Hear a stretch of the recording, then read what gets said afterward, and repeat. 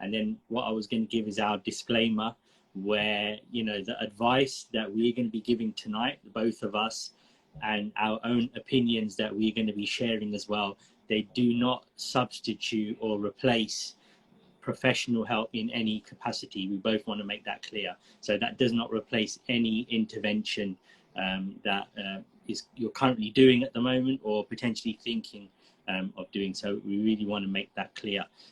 So before we actually begin getting into the topic, it's really important that just for a few minutes we just go over our background and just give a bit of context and perspective why we are on here and are passionate and have the experience to talk about this. So Harbir Singh, go ahead and begin. So I'm an osteopath by background. I'm not the most likely candidate to be on here, but in terms of my experiences, I have patients who have unfortunately known family members who've been through this or have been through this themselves. We went to Rahal camp, which was about 3 years ago now in Vancouver, and we were invited there because one of the Sevadars, you know, there was suicide amongst one of the Sevadars there in Vancouver, and as I'm sure everyone here will know someone who has been through this. And Darshako is a doctor of psychology, so she gives me input on that. And in terms of training, I've had the mental health first aid course training, as well as mindfulness-based cognitive therapy and a few other bits and pieces. And your lived experience as well? Yeah, my lived experience. So I think probably my darkest time was around when my brother passed away. Had some counselling around those times, had some dark thoughts around those times, which I'm sure we'll get into. 100%, no, appreciate that.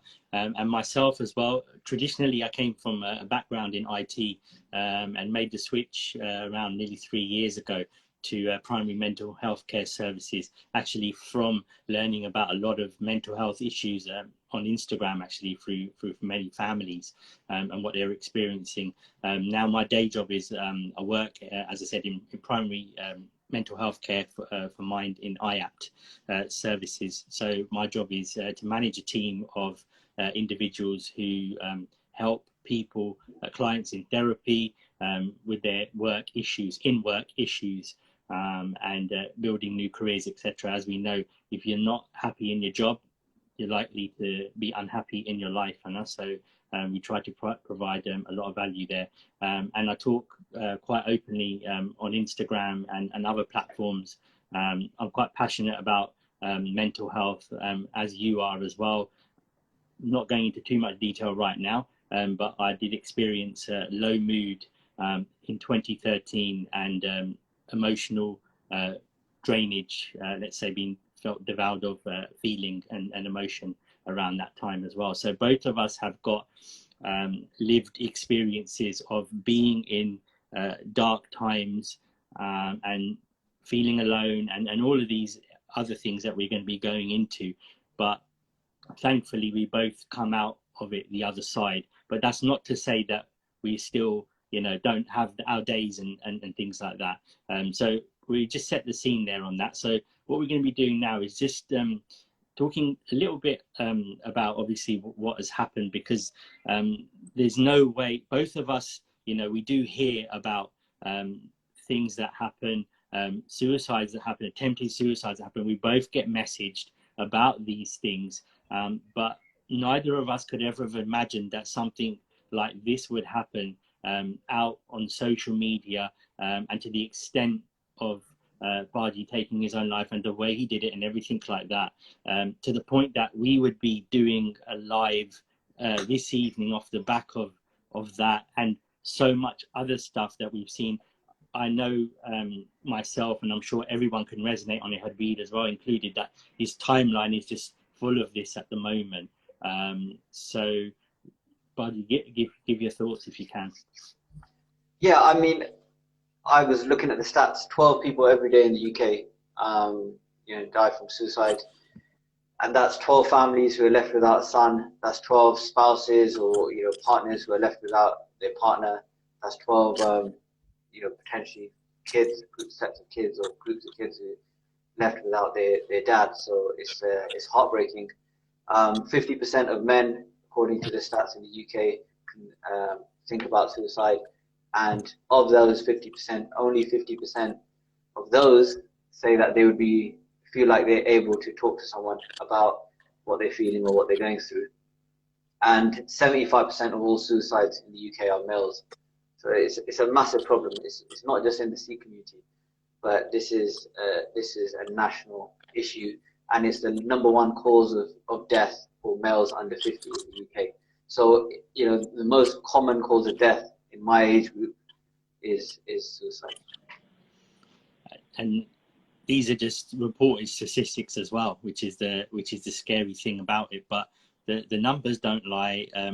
We see the numbers a lot, and the thing is about this as well, where we're seeing as well that these are just not numbers. These are people's lives, and not just people's lives. How people are connected to so many other people, and the aftermath that's left for families and friends and everybody. Their life is never the same again after this happens. But just after you mentioned that as well, there was a post, really good post that I saw on Instagram from the account Collective, which I will share afterwards, which is some really interesting thinking, which I want to share with you as well.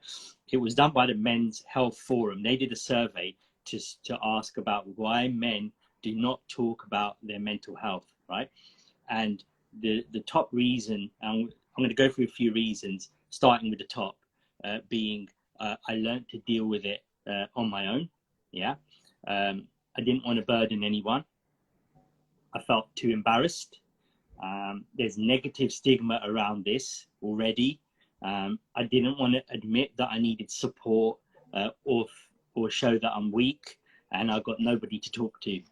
So these are some real big things that, you know, the truth is out there with that. There's no hiding that. Yeah, I think all of those probably apply to me at some point in my life. And someone mentioned in the comment box that loneliness is a killer. If you do have a question or comment, please do leave it, and we will get through them as we go. Yeah, that's it, exactly it. When someone's in that position where they feel totally alone and they do not know where to turn or what to do, it's such a scary place.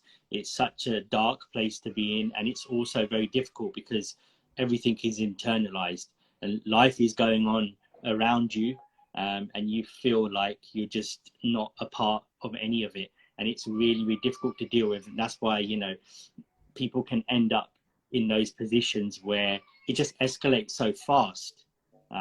Over, you know, I had low mood for just a few months, and it just went so fast. It just like, and all of these things that where the impact on an individual to end up there, because this is the thing as well, which we can talk about now as well. When someone gets to the stage where they take their life, it's not an overnight thing. We know that, right? So much has to happen before that occurs. There's so many warning signs before.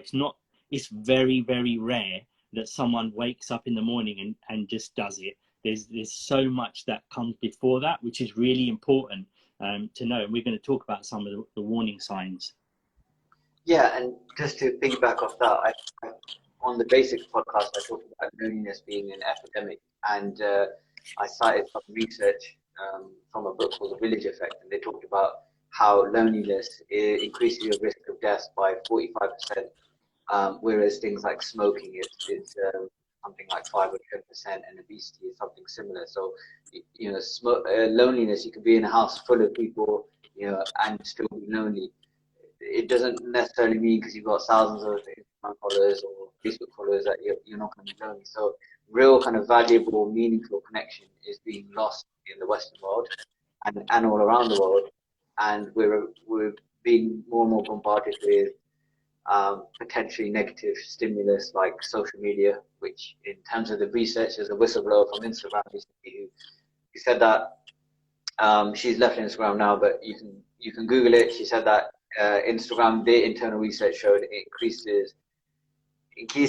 They might ban this video because I'm talking about Instagram, but increases low self-esteem, anxiety, depression, and suicide in teens, in young people. So there's lots of potential negative stimuluses, and there's lots of protective stimuluses, which are these family, cohesive family environments and faith, and people feel like they belong to a group. All of those things are being lost. And there's 2 a.m. friends that you can just call. Not many people have those anymore. And it's what you're saying there. It's the filtered life that we're living as well. This pressure as well, online, to be a certain way and to keep up with trends and everything like that. And the reality is as well, we haven't even mentioned it yet, but the pandemic, the last two years, what it's been like, where people who probably felt that they never had any issues before are experiencing issues, and maybe those that did have issues are even worse as well. So we're contending with that as well. So it's not just normal things. It's everything is heightened at the moment as well, and fears. So what we're going to do is, we had tons and tons of questions, and we had a discussion before. We want to provide everyone with the most value. So that is going and actually getting in there and answering your questions. And through that, we believe we'll be able to shed a lot more on this topic, and maybe more questions will come out with it. So I don't know if you've got questions there, but I've got questions. Maybe we could do one at a time, maybe. And I thought maybe we could split it between questions that an individual might benefit, answers that might benefit an individual, someone who's suffering or going through hard times, and the people who are supporting them, questions around how can I support them. So I thought, if someone's watching this who's going through struggling at the moment, but doesn't have help, like, you could focus some of that stuff around them, and some of that around the most likely individuals, which are the women in their lives, or mothers, sisters who want to do. And we spoke about that before as well. I get messages from mothers and wives about the men in their life. Very rarely do men reach out as well, as we had this discussion, isn't it? So, and we spoke about these reasons why that's the case. So this is something as well to look at, and somebody's actually asked that question as well in there. But kicking off with one I've got here is, we talk about a lot about physical disabilities and mental illnesses, and the two of them, obviously, they're looked at as being separate from one another. But somebody's asked a question that it's a difficult one, because they may be experiencing something and they want to raise warning signs, but they maybe don't know how to. So someone's asked a question: how can someone show that they're mentally unwell? How can they, maybe, I don't know, maybe they're asking about how they can ask for help or reach out. What are your thoughts there? Yeah, I think personally, if I was going through that, I wouldn't rely so much on other people. It's difficult to expect other people to step up sometimes and be there in the way that you need them to be, whether that's a spouse or a parent. Everyone's sometimes got their own issues, and they may not be able to support you in the way that you need. So when my brother passed away, I had some counselling. My wife said, "Oh, I think you need counselling," and I went for it. And the guy I had counselling with, initially he said, you're going to have it and it's going to feel like it's not doing anything, but eventually down the line at some point you think, oh yeah, I can see how that clicks, or how that makes sense. So the counselling, I think, for me personally, I think it was good in the sense that it gave me someone that I could speak to about my wife, or about my family, and about certain issues. And looking at the evidence on risk factors for suicide, one of them is conflict or within family and friends. So it may be that you need someone outside that you can talk to, and so there are services out there available. We'll put all of them in the description, or as many as we can in the description. If you know any services or people that can help, then please let us DM us, and we'll add those as well. But for me, I think if I went through it again, I'd probably just go down that avenue, so I know that that person is there. They're there for me. They're there to listen to me, and I have some kind of outlet to de-stress. I also have a group of friends who I connect with, like, once a week, our phone, and we don't necessarily talk about meaningful stuff, but just having a chat, just, it feels like soul food. It feels like a bit of a de-stress, and so I think everyone is individual, and it might be going to, you know, going to the Gurdwara for you gives you solace. It might be a certain person in your life is that rock that you can go to, but it's just figuring out what combination, what works for you. What do you think, boys? No, I resonate with a lot of that. And the thing is as well, I think what you said was really important about the reliance on others, because we are going through something there, and also they might not be aware of what warning signs are either. If we're trying to show them how we feel about a certain thing or something that we're experiencing at that moment in time, they may not be trained or know. And like you said, everybody's kind of in their own bubble as well. That doesn't mean that they don't care. It just means that they don't know either. It's very difficult to know what someone is actually going through. So like you said, that the reliance is on you to kind of showcase and look for, you know, for a way where, you know, whatever works. Like you said, you know, there's lots of different ways. So there's lots of self-help now as well, if you're kind of confident with that.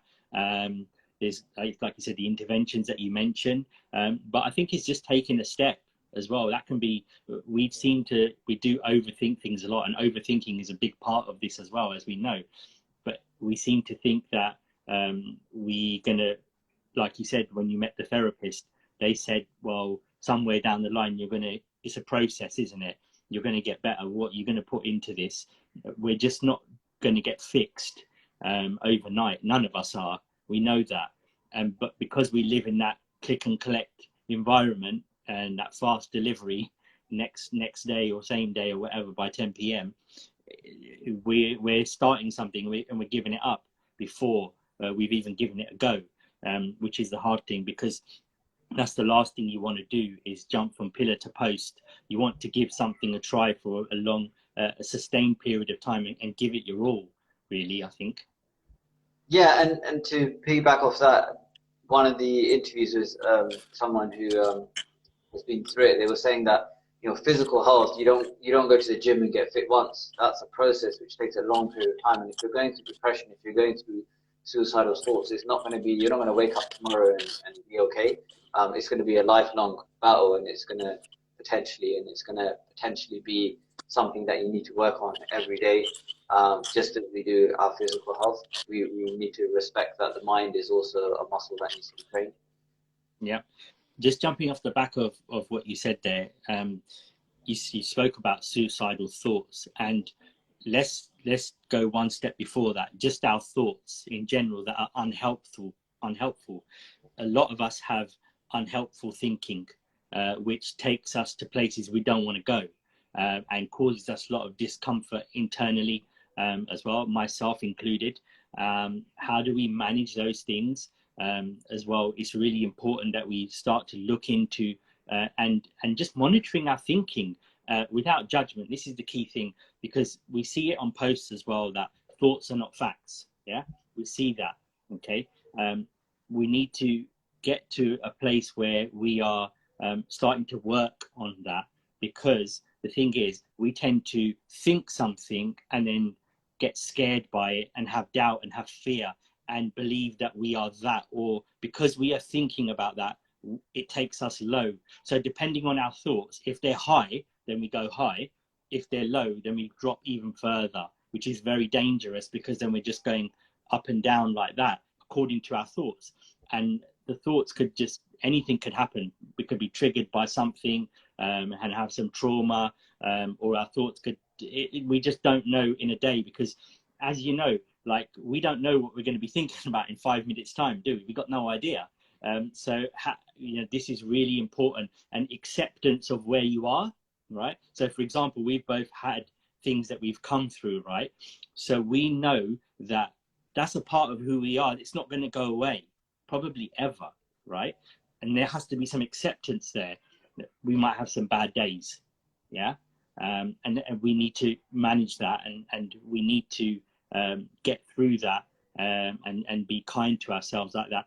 And I tend to say something a little bit funny as well when people do ask me and I have a conversation with it. And so when someone makes us angry, right, we've all thought, oh, I want to kill that person.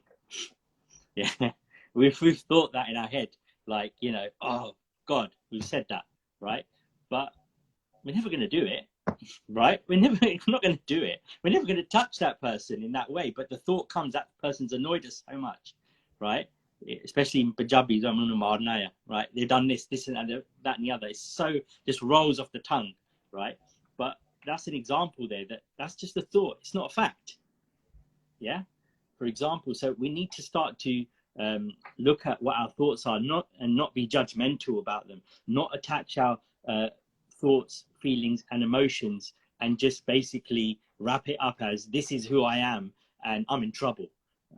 But it's really hard because thoughts are very intrusive, they're very repetitive, and you can be kind of swimming in those thoughts, which is dangerous. But it's something to just acknowledge, I think, for anybody. I agree. Cool, that's fine. So with that as well, I don't know if you've got a question you want to read out. There was someone asking about what kind of leads to it, and I was looking at kind of normalizing it. So the stat earlier was 50% of people, so there'll be someone in every family who will have thought about it. And like you said, a thought doesn't necessarily mean somebody's. It is just that. It is just a thought. But there can be that rumination. There can be that spiral that someone goes down. And there are certain risk factors. Some of them are not being married, actually being single is a risk factor. Jobs, finance, illness, conflict in family and friends, death, loneliness are some of the risk factors. And just to go back to what you were saying around the thoughts, I think one of the issues is that some people in the community will say, oh, you know, if you've got a problem, just do more Bart and do more Simran. And I think that's a really common thing. I see lots of people message Darshan for that.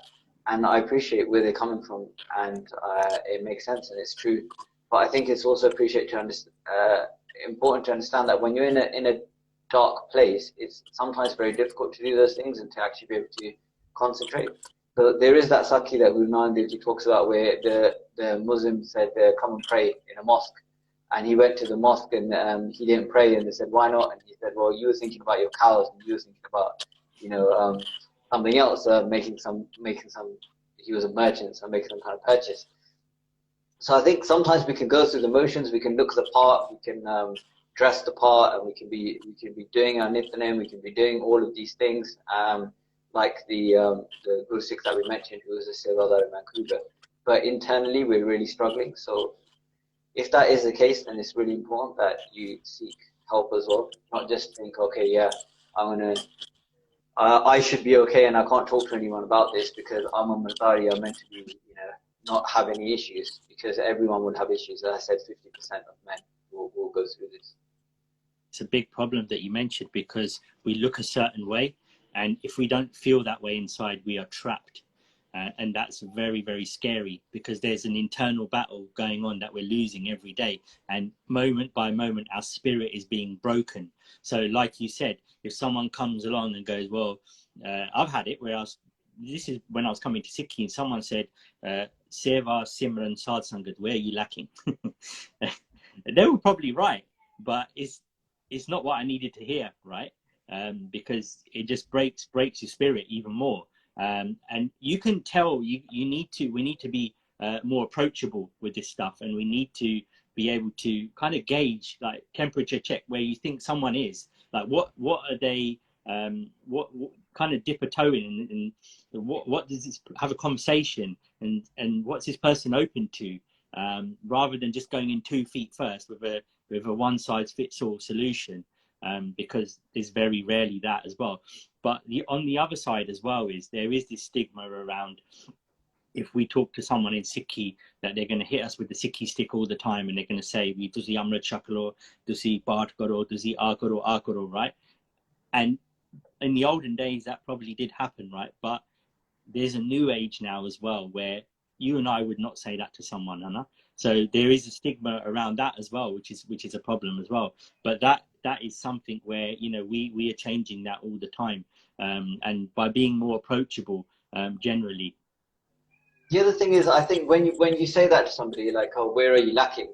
You're putting the blame on them. So you're saying it's your fault that you're going through a difficult time, right? And from what we've talked about, this whole talk has been that it's not that individual's fault. This is something that's going to happen to all of us potentially, and it's something that we need to learn to normalize. We need to think, okay, well, we talk about other things, like we might talk about, you know, other issues routinely that affect us.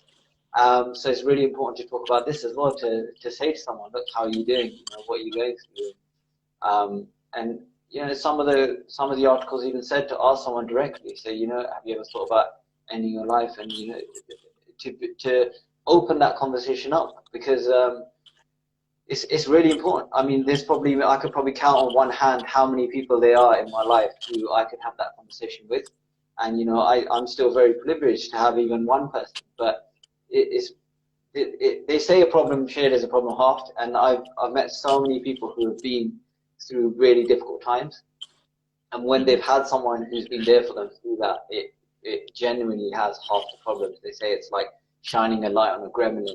They just dissipate some of the dukh and some of the suffering that person is experiencing, and that kind of leads me on to one of the points, which is more around helping people who want to support someone, and that was about listening.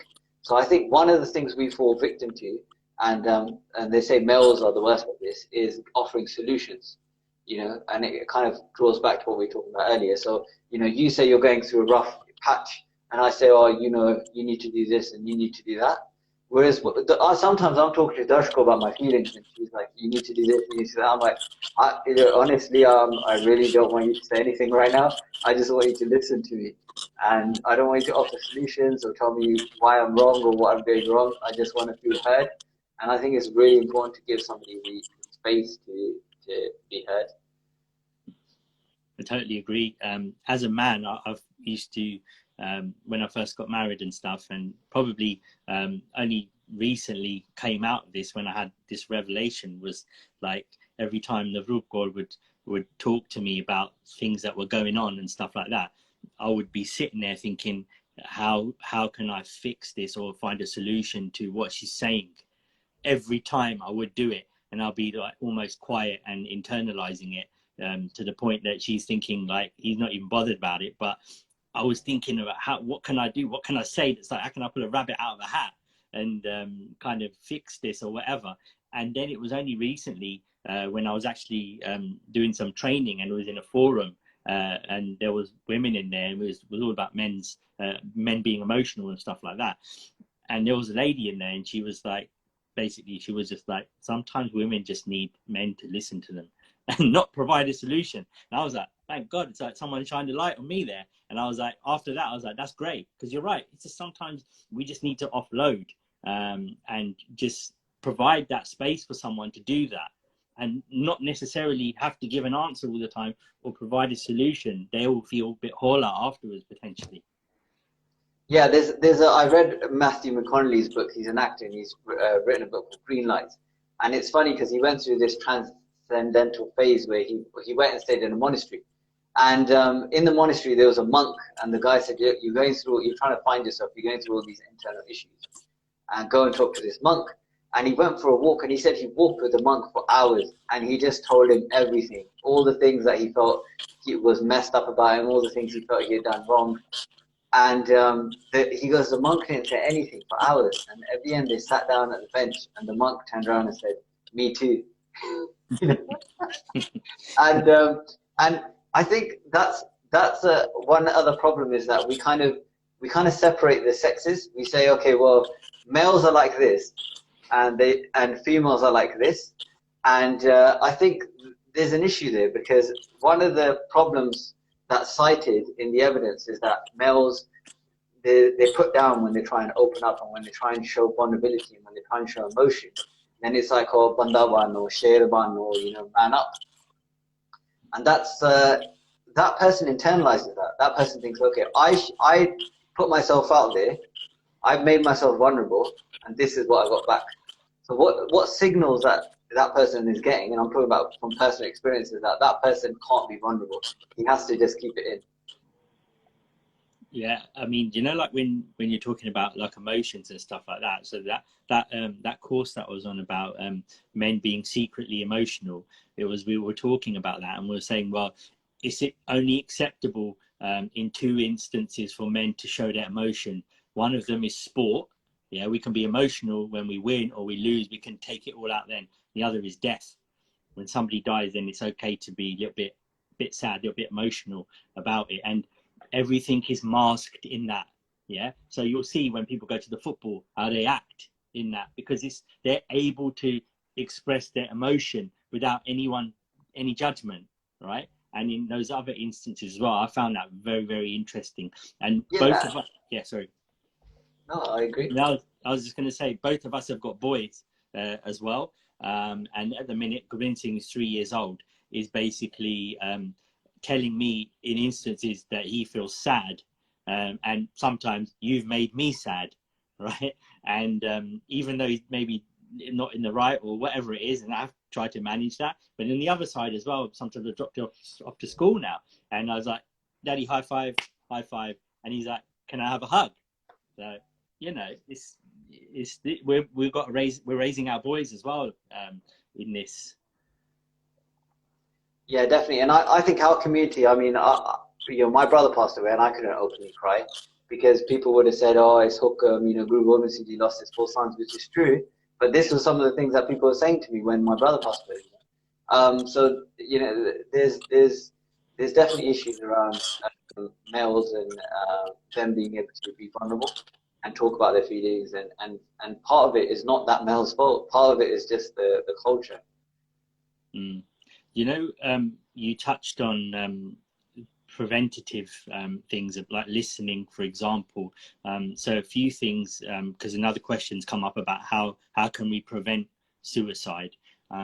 So obviously listening is a really big thing, as you said, listening without judgment, parking judgment. We're always going to be judgmental. There's always going to be things coming up in our head about the past and what somebody's done and what they haven't done and all this stuff. But for that time, we need to put it to one side, put ourselves to the side as well. Ask questions. Don't assume anything.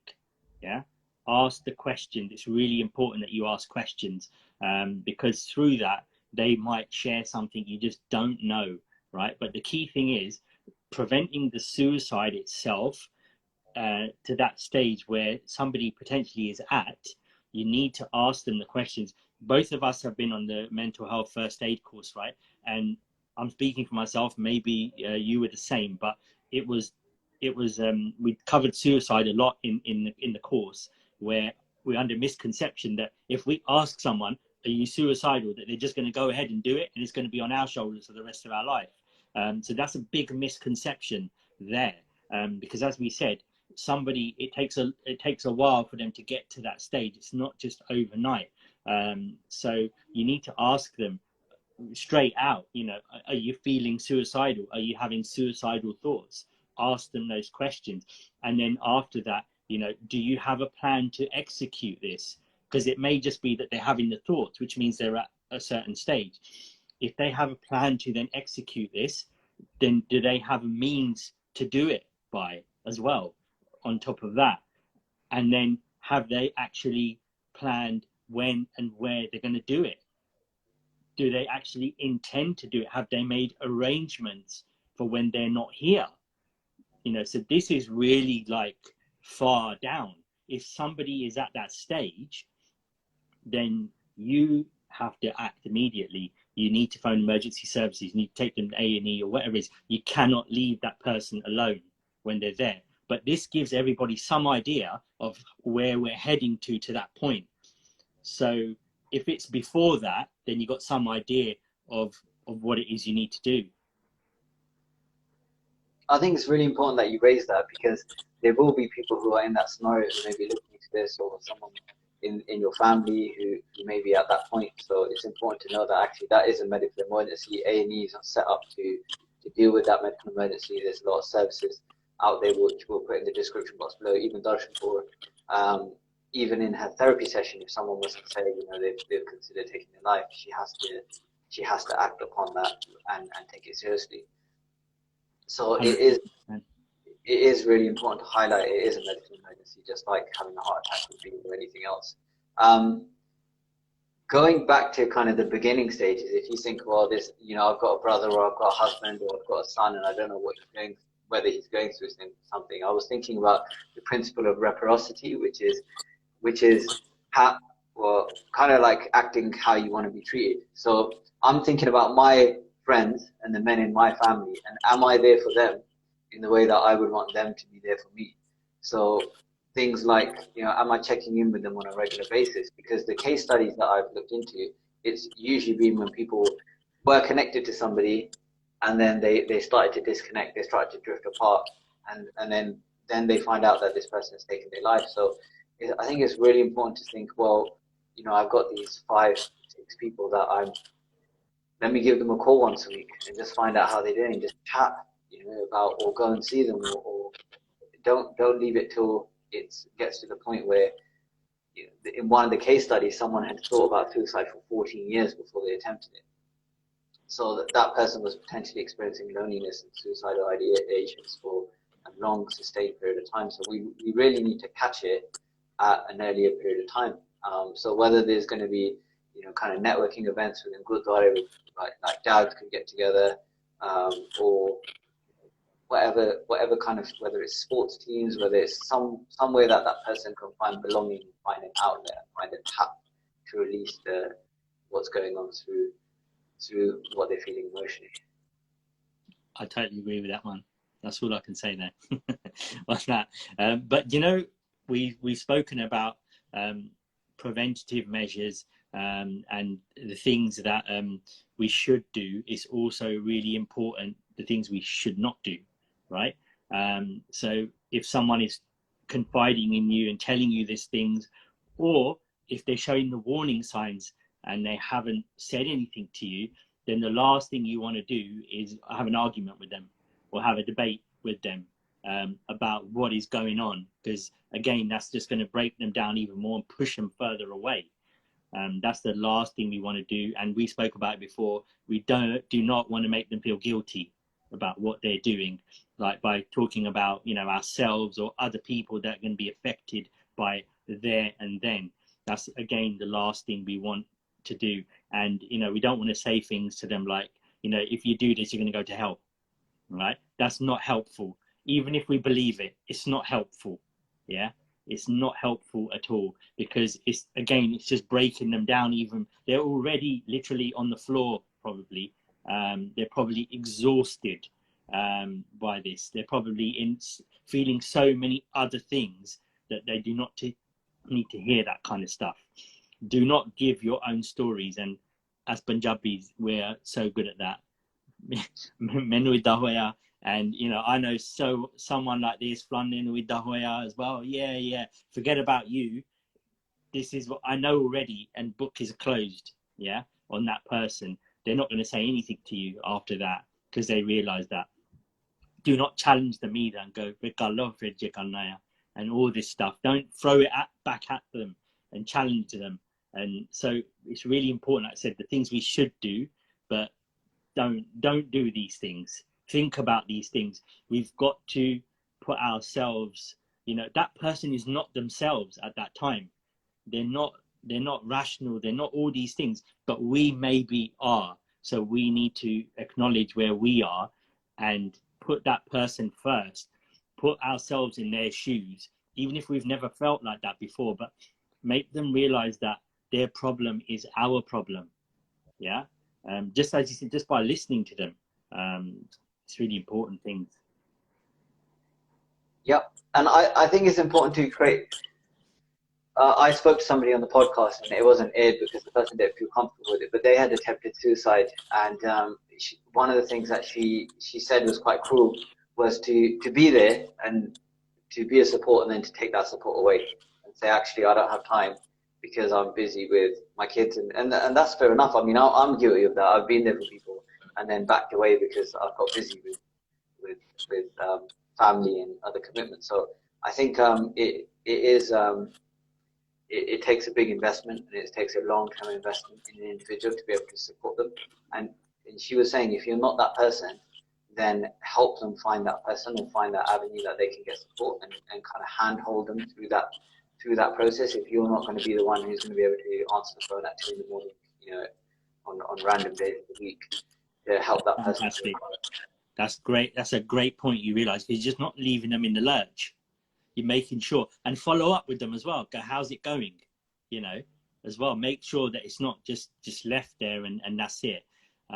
It's really important, because yeah, you might not be, and that's okay on your part. That's not a failing. You just may not be the right person to help them, or have the time or the skills to be able to do that, and that's okay to say that as well. Don't feel that you need to do that as well. It's really important, because you're actually doing them damage in the long run. Yeah, and that's one thing that I actually realized from speaking to her, because I kind of, you know, we want to help people. When someone reaches out and says they're struggling, you want to help, but actually, if you don't have the bandwidth to help, then like you said, it can be a disservice to them by stepping up and then saying stop and then ignoring them. Yeah. The other thing that she mentioned were just to give you some tangible examples of some of the things that was said to her was, "Oh, je tu anda, je tu khudkushi kar li fir onnu ki hona, je sanu ki hona, je sade bada soch," and stuff like that. Like you said, it's just some tangible examples of the dialogues that us Indians sort of come out with. So I think at that point in time, she was saying that it actually just adds to the layers of guilt, and adds to the layers of someone feeling low about themselves, and also from speaking to a couple of people, they were saying how it doesn't seem like there's another option. It's not like they think, okay, well, here's option A, B, and C. It's like that feels like the only option. I think for me, you just hit the nail on the head there when you said adding to the layers of guilt, to see where they are in that moment of time. They're feeling guilty. They don't want to feel like that. Yeah, they don't want to be in that position. So what is it that you're actually doing? You're actually, again, worsening their condition by you said adding to it. You're making it worse for them. And yeah, again, it just goes down to that, where we spoke about Sikhi before, Hannah, and that compassion side, that daya side, it has to be there explicitly, you know, for there. And look, some people may not have been on the mental health first aid course, yeah. Some people may not have mental health qualifications, yeah. But we all can find some compassion from somewhere for somebody. And we underestimate that as well by saying, look, I don't know about this stuff. I don't know all this, all making it really complicated. But like you said, you know, just by showing that compassion, that they are for them, like opening up, or allowing them to open up to you, it's really big. We underestimate that, you know, it's huge. Yeah, I think if we look at things from a historical perspective, and if we go back to Punjab kind of 50, 100 years ago, you know, you did your Kheti body, you came back, you sat with your family, everyone had manji in one room, you know, you chatted and fell asleep when the bijli went out, or when it got dark. So, you know, the cohesiveness of communities and networks was so strong that it kind of naturally had this tap mechanism of allowing stresses and strains to diffuse, which now with kind of individualism, we don't necessarily have the bandwidth to help others, and also the kind of structures in place. So if anyone has a question, do please leave the question. We've got, you know what, we've got the questions from before, and we've got tons of questions in there. So let's just go to some of the live ones anyway, and just see if we can help anybody out with anything. But Ted said their problem is our problem. Yeah, I agree. I think that's a good way to. What can Gurdwara do more to support this mental health crisis in our community? Yeah, do you want to answer that, Baji? Yeah, well, yeah, by doing some events for starters. So last week, 2 weeks ago, I went to Dartford Gurdwara, where they had a well-being day. They showed a movie which was called Game of Faith, and it was about someone who had a stutter, and was bullied and had mental health issues and all this stuff. And they allowed me to do a talk afterwards on there. So they opened the floor to that. And I was talking there. I didn't know who needed to hear that information. I didn't know what value it would provide to them afterwards, but it was really important that they had that space available, and that we was able to talk about Sikhi as well. We were able to talk about, you know, first aid basics and all these things of how somebody could end up there, and in a family environment as well. So creating those spaces, this is happening, but especially now, off the back of this unfortunate event that's occurred, more and more people are open to this. Tomorrow there's a Simran program at Shepherd's Bush Central Gurdwara, where there's going to be a talk where they've asked me to attend that as well. And look, more and more this is happening, where there's these spaces being created. Unfortunately, obviously, because of lockdown the last 2 years, it's been difficult. We know that. It's the spaces just haven't, we've not been able to do it. But providing those spaces, allowing these conversations to take place there, it sets a precedent in itself. And to add to that, I think all those initiatives are brilliant. And I was having a conversation with Jas Singh from Coventry, who hopefully he won't mind me airing this conversation, but he was part of the committee in GMP. And I was like, oh, you know, the churches in Gerrard's Cross, near where we live, they have this going on. They have a dad's group which meets once a week. They read a book on spirituality or their faith, and then they have a conversation about it, and then they go for a walk and have coffee and that kind of stuff. For mums, they have a new mum, and they have speakers come in, like speakers come in, and for, you know, teenagers, they have anger management groups. They have all these kind of support systems in place to help their congregation. And I said, what have we, you know, there was a patient of mine, and she works at Southall train station. She may be listening to this, and she said an elderly Singh came to the train tracks and jumped in front of the train tracks, and she pulled him off the train tracks before a train came, and she took him to a Gurdwara, which I'm not going to name, and they said, what are we supposed to do with it?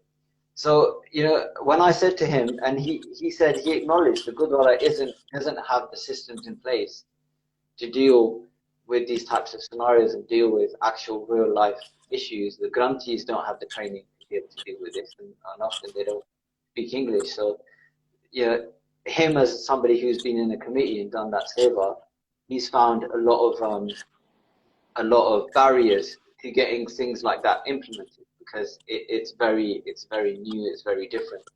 So I think there's a lot of things that Gurdwara could do. I guess it's about finding the funding. They could hire a psychologist, have them there full time, and say a drop-in service for anybody who needs it, whether you're elderly, you know, whatever kind of scenario you're going through. They could run groups, all of these different groups that we mentioned before.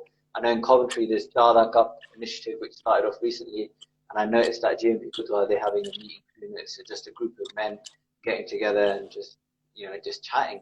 And I know the Singhs, they're hosting an event on 2nd of January, Veggie Games. Is hosting an event to try and bring the things together through sport and just through socializing. So I think it's really important to create space for somebody who's going through something to feel like, oh yeah, this guy gets me, this guy understands, this guy cares about me. Because, you know, no one really cares what we know until they know how much we care. So we really need to kind of, I think there's a lot of scope for doing lots of good things in Gurdwara. 100% agree with all of that. And like I said, the problem is the day-to-day stuff of what you mentioned there, where, you know, and the care as well, where someone's been pulled off a train track and, like you said, well, we don't know what to do. Almost like, you know, and there can be that there. It's unfortunate, depending on what Gurdwara you go to, there can be that, you know, struggle with the management there on that, because they're probably looking at like a homeless person or however many people that they have to deal with as well. When they don't have this in place, it's a problem. But, you know, these places that you mentioned as well, you know, hopefully that they can be examples for other places, really, because that's what we do need to set those examples. And, you know, right now where, you know, people are talking about it more than ever, something has to be put in place, because otherwise is just going to be another person that did this. Because another one of the questions was, how do we make it that we don't just forget about Deep Singh and all the others like Deep Singh? How do we do that? Because that's the thing with it. You can just go through the motions, and that can be topical, and we can think that, oh yeah, we've actually done something, but as we spoke about before, without a call to action, there's no way for anyone to, yes, we've raised a bit of awareness, and then everyone just goes home again, and then we're back to the same problem again. So we really need to look at it holistically. What is it? And that doesn't mean necessarily doing huge things. It could just be, like you said, creating an event like Reggie Gaines has, a table tennis tournament or whatever it is, where someone just feels a part of something, and then something will build after that. Potentially, it doesn't have to be a full bang polished process and procedure, brand new organization created overnight, and we're going to be doing all these wonderful things. Something is better than nothing.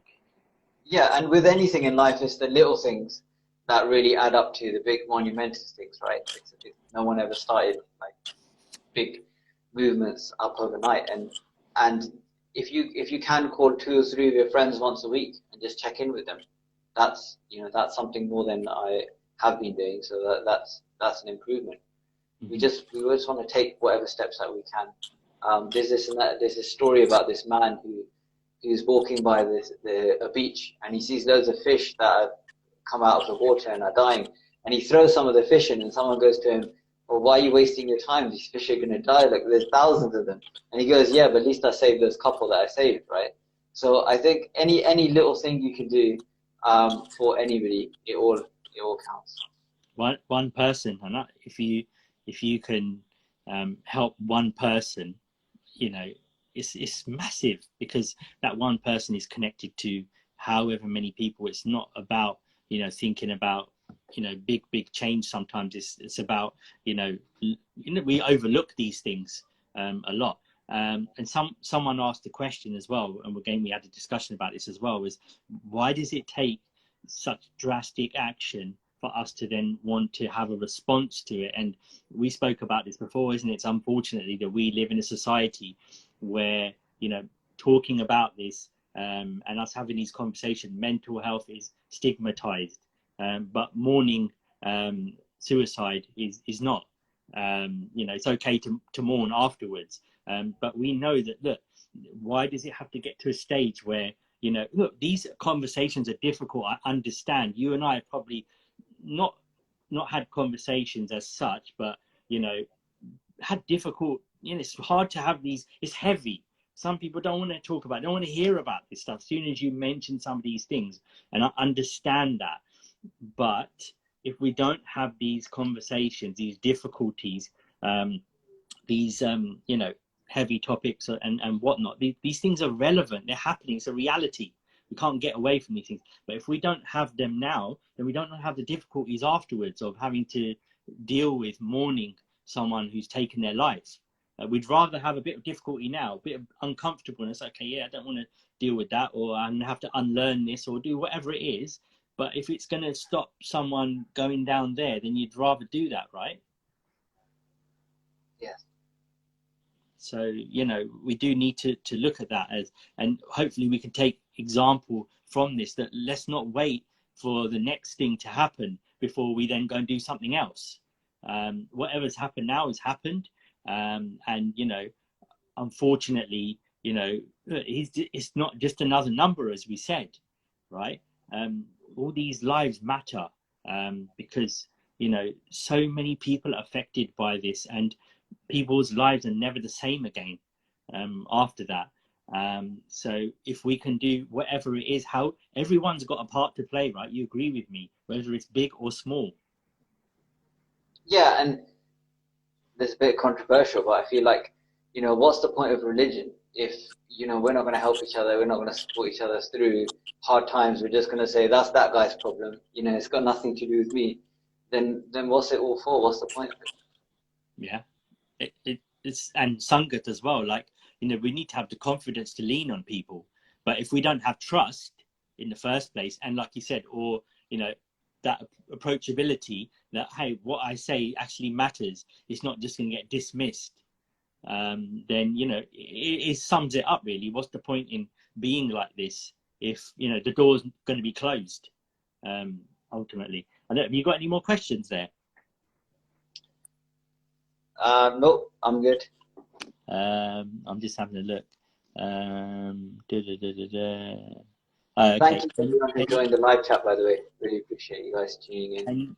Can you please talk about the importance of accessing professional help as opposed to relying on friends and family?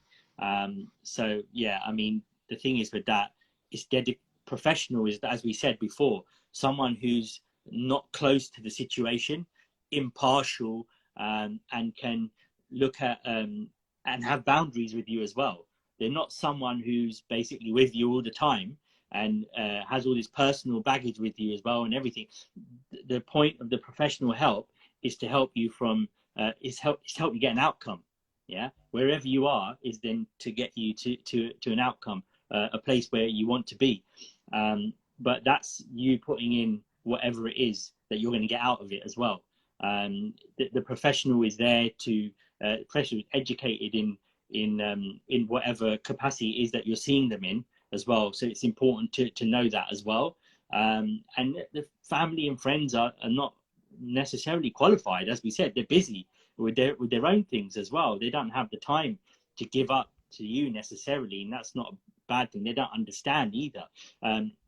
Professionals are going out into a different space as well, and there's going to be accountability there with the professional. There won't be accountability necessarily with your friends and family. It's totally different. They go, Jal, go in, it couldn't happen today, never mind. And yeah, Jal, never mind. But with the professional, no, they're there for that purpose, to serve you and give you the value and then help you to recover or get to the outcome. And there will be accountability there. And if you're not delivering to the point that, you know, you're doing the things that you said you're going to do, then they won't see you anymore. Unfortunately, that's a reality as well, and that doesn't necessarily mean that it hasn't worked. Yeah, we also need to reflect on ourselves as well, with that, and just jumping on that as well. It's a really important point. We could be in really difficult times. We could be traumatized by something. We could have been hurt really deeply and things like that. And yes, it's not nice. It's not good. And we wouldn't wish that we may have experienced something. But the reality is at some point, we have to be responsible for our own healing. Yeah. We can't go back to the people or person who caused us this pain and expect them to be able to heal us, because they're the ones who caused us the issue.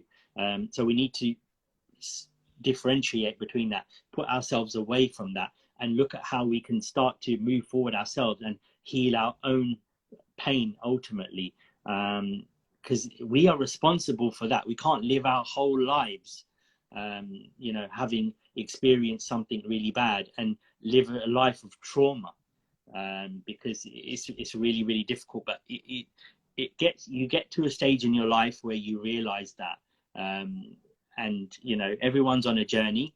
You may not be there at the moment, but you will hopefully get to a stage where you realize that we have a responsibility. Look, this is self-care. We talk about self-care massively.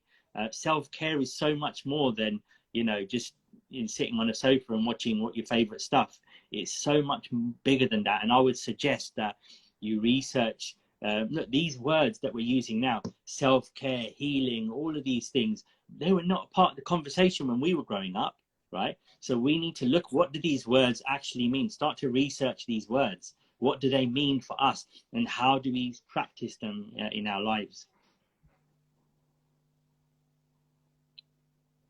I agree. Cool. Concur.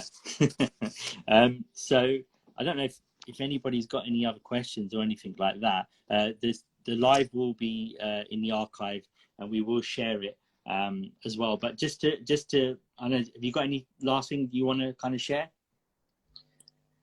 Yeah, just very quickly, there was a piece of, for Dashko's PhD thesis, she compared different types of therapy, like psychoanalysis, mindfulness-based cognitive therapy, CBT, lots of different things.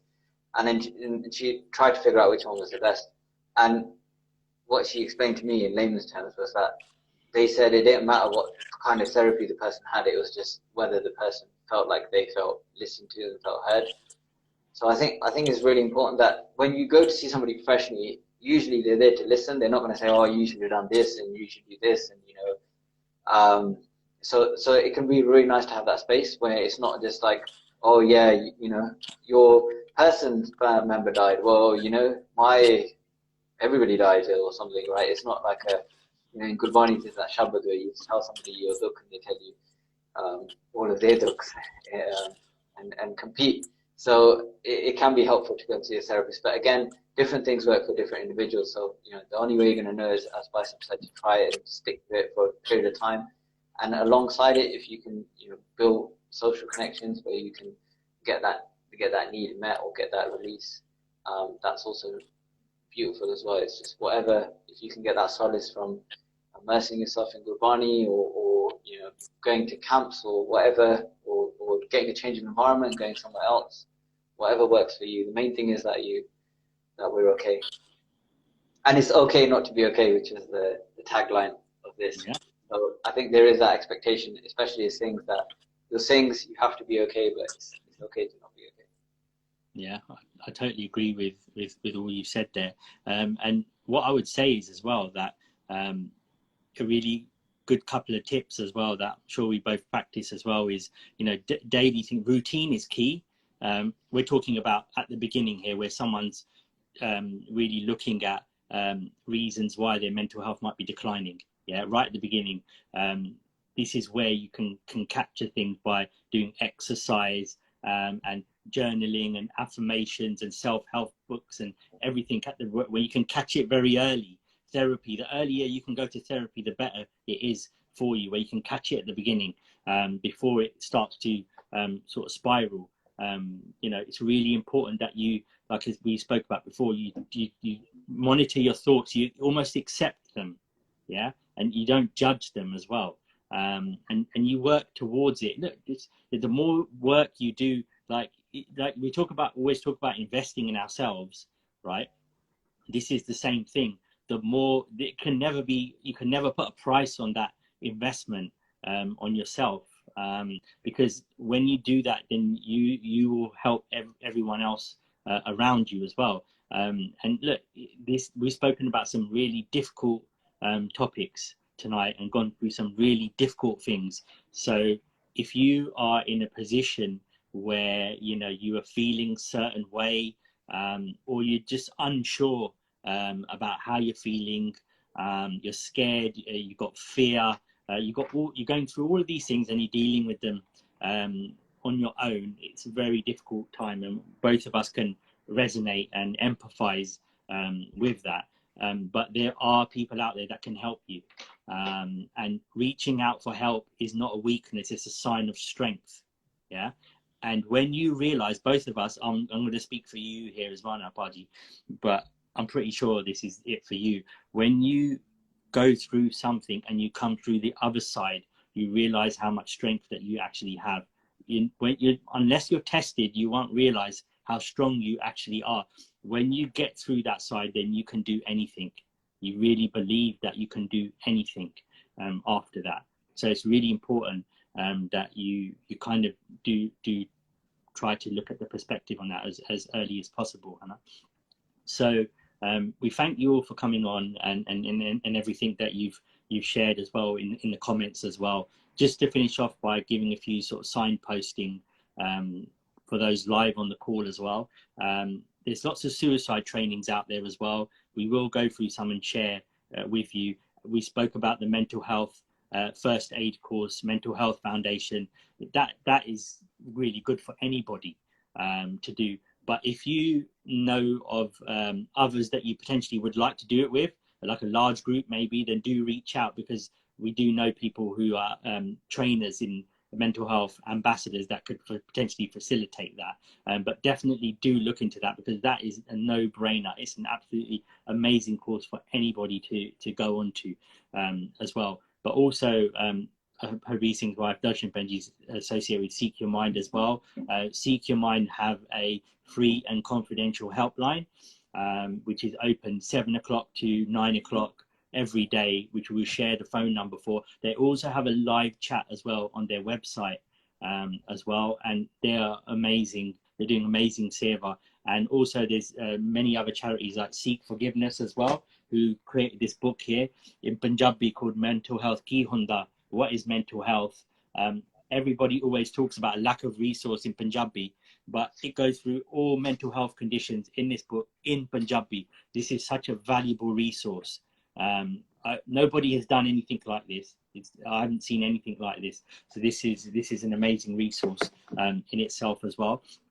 Also, something else to point out as well is at this time, a lot of people are opening themselves up to messages from people, and we understand why. They care genuinely. Yeah. There may be things popping up where you see, oh, it's, you know, come and have a chat with me. The men need to talk and everything. And I totally agree with that. But please be mindful of risk and safeguarding, whether you are the person who is requiring the help or you are the one potentially giving it out, because you could become a risk to yourself and the other person as well.